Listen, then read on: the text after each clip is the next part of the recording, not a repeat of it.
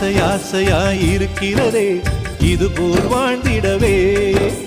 பாச பூமழை பொழிகிறதே இதயங்கள் நனைந்திடவே. நம்மை காணுகிற கண்கள் நம்மோடு சேர கெஞ்சும். சேர்ந்து வாழுகிற இன்பம் அந்த சொர்க்கம் தன்னை மிஞ்சும். ஒரு நாள் கூட இங்கு வரமாகும், உயிரங்கள் வீடாகும்.